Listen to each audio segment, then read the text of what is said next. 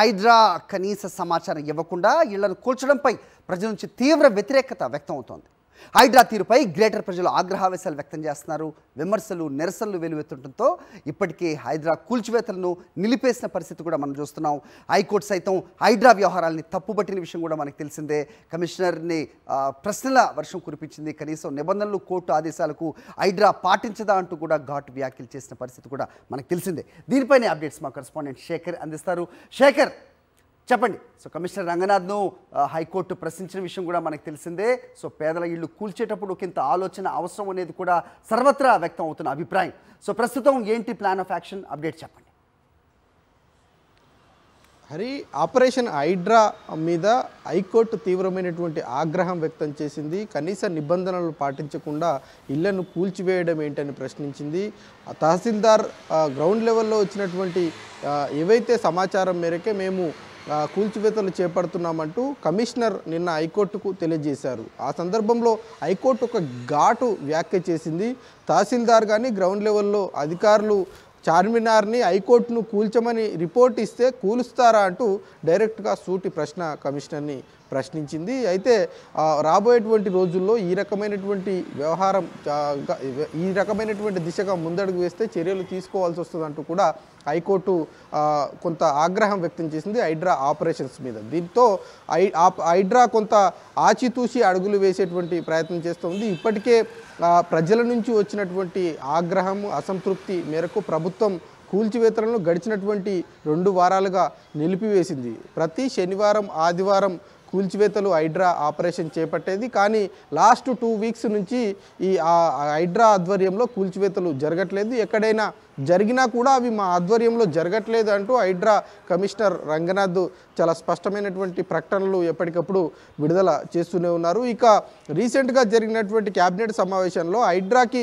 చట్టబద్ధత ఏంటి, అసలు పాలసీ ఏంటి, హైడ్రాకు ఉన్నటువంటి నియమ నిబంధనలు ఏంటి అన్నటువంటి అంశం నియమ నిబంధనలు ఏంటి అని హైకోర్టు అడిగినటువంటి అంశం మీద క్యాబినెట్ సమావేశం రీసెంట్గా పెట్టారు. కేవలం హైడ్రా అంశం మీదనే క్యాబినెట్ ఏర్పాటు చేశారని అధికారుల నుంచి సమాచారం ఇచ్చారు. కానీ హైడ్రా మీద ఎక్కడా కూడా క్యాబినెట్లో చర్చించలేదు. అట్లాగే ఆర్డినెన్స్ తీసుకొస్తారు, వచ్చేటువంటి అసెంబ్లీ సమావేశాల్లో ఆర్డినెన్స్ను పెట్టి చట్టబద్ధత తీసుకొచ్చి బిల్లు పాస్ చేస్తారు అన్నటువంటి చర్చ కూడా అధికారుల నుంచి వినిపించింది. కానీ ఆ దిశగా అడుగులు కనిపించట్లేదు. ఈరోజు ముఖ్యమంత్రి రేవంత్ రెడ్డితో హైడ్రా కమిషనర్ రంగనాథ్ భేటీ అవుతున్నట్లు తెలుస్తూ ఉంది. నిన్న జరిగినటువంటి కోర్టు వ్యవహారం అంతా కూడా ముఖ్యమంత్రి రేవంత్ రెడ్డికి హైడ్రా కమిషనర్ రిపోర్ట్ చేసేటువంటి అవకాశాలు ఉన్నాయి. దాంతోపాటు పాలసీకి సంబంధించినటువంటి అంశం మీద, చట్టబద్ధత కలిగినటువంటి అంశం మీద, ఈ 2 అంశాల మీద ముఖ్యమంత్రి దృష్టికి తీసుకెళ్తే ఆర్డినెన్స్కు తీసుకొచ్చేటువంటి అంశం ఖచ్చితంగా ప్రభుత్వం దృష్టిలో ఉంది. కాబట్టి మరోసారి క్యాబినెట్ సమావేశం ఏర్పాటు చేసి ఆర్డినెన్స్ను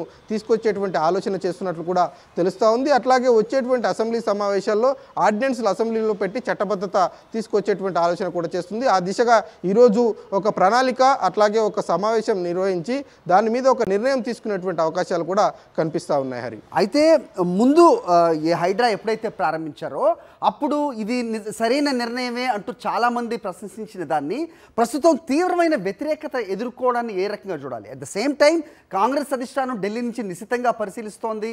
సో ఈ అంశాన్ని టోటల్గా దాని మీద వివరణ ఇవ్వడానికి రేవంత్ రెడ్డి ఢిల్లీ వెళ్ళనున్నారు అనేది కూడా సమాచారం అందుతోంది. సో ఒకంత దీనికి వెనకడుగు వేసే అవకాశం కనిపిస్తోందా? ఎందుకంటే ఖచ్చితంగా వ్యతిరేకత తీవ్ర స్థాయిలో ఉన్న నేపథ్యం అయితే ప్రస్తుతం తెలంగాణ వ్యాప్తంగా కూడా ఉన్న పరిస్థితి. ఎస్, ఖచ్చితంగా. మొదట్లో హైడ్రా ఆపరేషన్ మొదలుపెట్టినటువంటి సందర్భంలో కేవలం పెద్ద పెద్ద రాజకీయ నాయకులది, బడాబాబులకు సంబంధించినటువంటి కన్స్ట్రక్షన్స్ మీదనే హైడ్రా దృష్టి పెట్టింది. ఎగ్జాంపుల్గా తీసుకుంటే ఎన్కన్వెన్షన్ హాల్, ప్రముఖ సినీ నటుడు నాగార్జున ఎన్కన్వెన్షన్ హాల్ కూల్చివేసినటువంటి సందర్భంలో ముఖ్యమంత్రి రేవంత్ రెడ్డి డేర్ డిసిషన్ తీసుకున్నారు. ఎన్నో ఏళ్ల నుంచి దాని మీద ఆరోపణలు వచ్చాయి, కోర్టు కేసులు జరిగాయి, అది అక్రమ కట్టడం అని విమర్శలు ఉన్నాయి. దాన్ని కూల్చివేసినటువంటి సందర్భంలో చాలా పాజిటివ్ రెస్పాన్స్ ప్రజల నుంచి వచ్చింది. కానీ ఎప్పుడైతే హైడ్రా పేదల జోలికి వెళ్ళిందో, చెరువులు కుంటలను ఆనుకొని ఉన్నటువంటి పేదల ఇల్లు కట్టడాలు, అట్లాగే గుడిసెలు, ఇతర కన్స్ట్రక్షన్స్ హైడ్రా వాటి జోలికి వెళ్ళినటువంటి సందర్భంలో ప్రజలు తిరగబడ్డారు. హైడ్రా పేదల జోలికి రావడం ఏంటి, పెద్దల జోలికి ఎందుకు వెళ్ళట్లేదు, ముఖ్యమంత్రి తమ్ముడున్నాడు, పెద్ద పెద్ద నాయకుల ఫామ్ హౌజులు ఉన్నాయి, పెద్ద పెద్ద నాయకుల బిల్డింగ్స్ ఉన్నాయి, వాళ్ళన్నింటినీ కూల్చివేయకుండా వాళ్ళకు నోటీసులు ఇచ్చి వాళ్ళకు సమయాన్ని ఇచ్చి పేదల ఇళ్లను మాత్రం కనీస సమాచారం ఇవ్వకుండా వెంటనే వెళ్ళి కూల్చడం ఏంటి, కనీసం ఇళ్ల నుంచి సామాన్ తీసుకెళ్ళేటువంటి సమయం కూడా ఇవ్వకుండా కూల్చడం ఏంటి అన్నటువంటి ప్రశ్న వచ్చింది. ఇక దీని మీద తీవ్రమైనటువంటి వ్యతిరేకత కేవలం ప్రజల నుంచే కాదు, క్యాబినెట్లో ఉన్నటువంటి కొంతమంది మంత్రులు కూడా అసంతృప్తి వ్యక్తం చేయడము ముఖ్యమంత్రి దృష్టికి తీసుకెళ్లినటువంటి సందర్భం కూడా ఉంది. హైకమాండ్కు ఈ ఫిర్యాదు వెళ్లడంతో సునీల్ కనుగోలును గ్రౌండ్లోకి దింపింది. ప్రజలు పాజిటివ్గా ఉన్నారు అన్నటువంటి కొంత సోషల్ మీడియాను యాక్టివ్ చేసే దిశగా సునీల్ కనుగోలు ప్రయత్నం చేస్తున్నటువంటి అంశం కూడా ఉందని చెప్పుకోవాలి. ఈరోజు ముఖ్యమంత్రి ఢిల్లీ వెళ్తున్నారు.